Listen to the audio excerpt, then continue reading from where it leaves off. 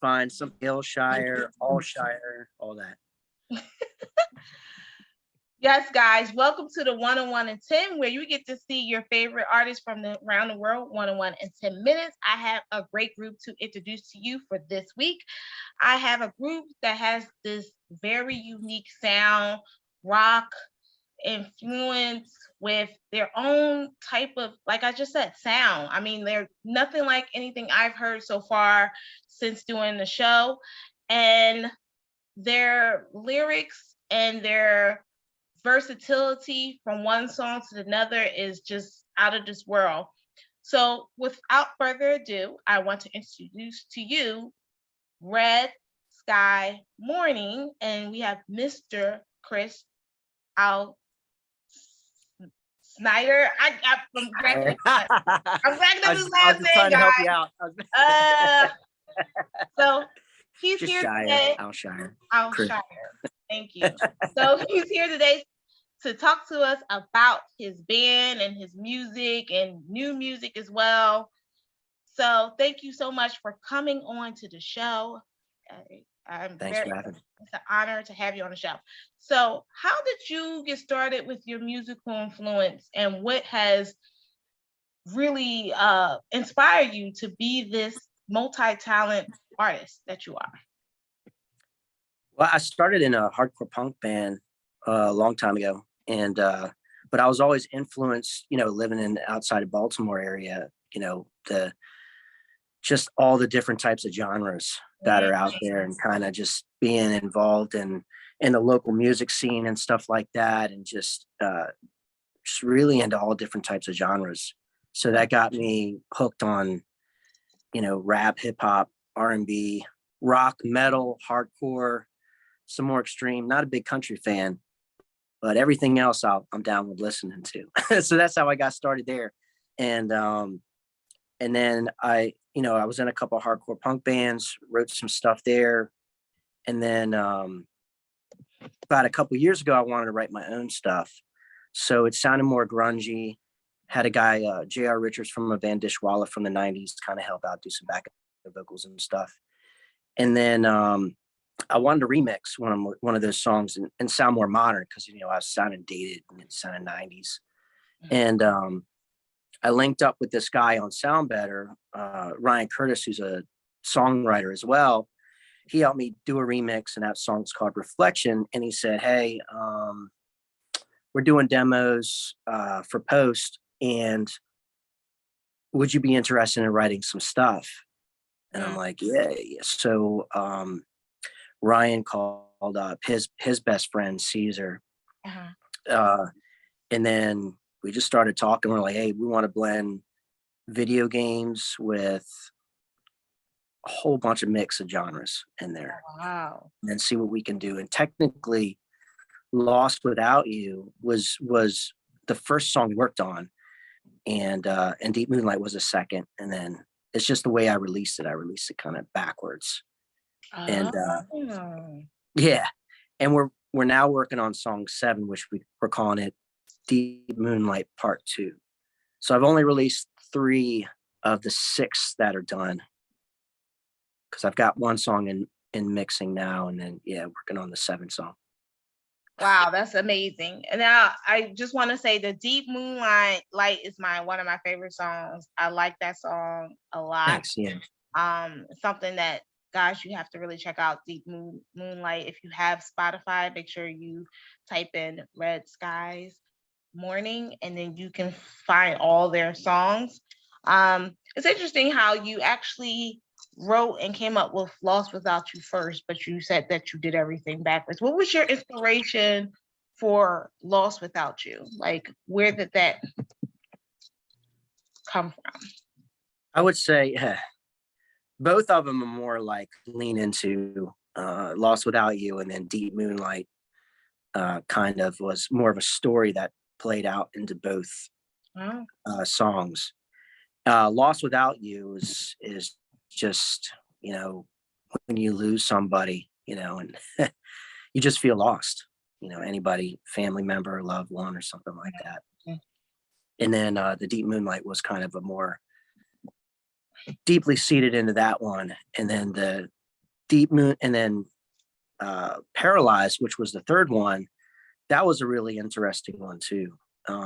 That one, have you gotten a chance to hear that one? Yeah, I listen to Paralyzed as well. It's different. It's different. It's different than yeah. Yeah, I told them, and everybody, has their own different tastes and favorites too. My favorite's Deep Moonlight. But Paralyzed, that was, talking to Caesar and Ryan, kind of pitching the idea. I said, hey, let's mix Castlevania with Hans Zimmer's Pirates of the Caribbean. Wow. Let's make it haunting, and we'll release it on Halloween or around that time. I had to get some lyrical inspiration. I went to the Trans-Allegheny Lunatic Asylum in West Virginia. It's oh gosh, pretty haunted. That's some inspiration. You said you had to get some inspiration, so you had to go all the way to I guess a haunted asylum. No, thank you. I know. But flipping it with the Deep Moonlight, this 7 song, I think I'm going to call it Dreamweaver. And that's going to be based on, I had a good friend, a guitarist, local musician. He committed suicide last Tuesday. Oh, I'm sorry. So, I kind of want to pay, respect and, write about stuff like that. I've got another song, an older grungy song, Signs from You. And that's based on that too. It's more like suicide awareness, suicide prevention, stuff like that. And it's definitely something that's needed. There's a lot of people out here suffering behind closed doors and don't even know it. They mask it so well, they hide it so well from us that they don't even know. And I think this is the perfect time to write those type of songs, especially with everything that everyone has gone through with the pandemic and all the other stuff they were going through prior to the pandemic. So no, it's great. This is great inspiration, and I'm looking forward to hearing your new songs very, very soon in 2022. Excited. Yeah. Same here. Being a small artist is just tough, finding the right audience. Yeah. Because the sounds are different. Being indie, being independent. If you look at some of the alternative blogs or anything like that, some of them are saying my songs are too commercial and just, some things here and there. I don't think it's necessarily bad, but everybody kind of has their own opinion. Yeah. But what your music means, and you're creating it based off of what you've been through. So no matter what people say or what the blogs say or what, journalists say or commentary say, who it's for, and it's helping those people. So that's what really matters. It's helping that lonely soul out there, is helping that individual that's going through whatever they're going through. So that's what really matters. It does. 100%. So can you tell the audience, how can they get in contact with you? How can they book you for upcoming show or appearance? I'm everywhere. I'm on all the social media platforms, Facebook, Instagram, Twitter, sometimes, not so much. YouTube, my website, redskiesmourning.com, LinkedIn, I'm on all those places. And I do acoustic shows right now because, I'm a solo artist. I don't have a band. Okay. And so trying to figure out how to start playing them out that's not stripped down acoustic, Correct. But I think it'll just take time. Yeah. So guys, if you're looking for someone to book for upcoming performance, whether it's your wedding or a party or a gathering, make sure you book him. Go to all his social media platforms. Go to LinkedIn as well. He's on there. So you can actually have him talk about some of the things that, you may want him to talk about at your next event, and also play as well. So thank you so much, Chris, for being on the show. I really appreciate it. And guys, thank you for watching the 101 in 10, where you get to see your favorite indie artist from around the world, 101 in 10 minutes. Shout out to Baltimore. I love Baltimore. That's right. Go Ravens. Families. Well, next year. Ravens. Yeah, Ravens. I actually got family that lives down in the, what's that called again? The they call it DMV area. I guess they're originally from Washington, D.C., but they moved to Maryland. So they're more Redskins fan. Are they still called Redskins? No, They changed their name. They changed it too. I grew up in Bowie, so I'm, in between Baltimore and Oh, Washington, okay. D.C. Yeah.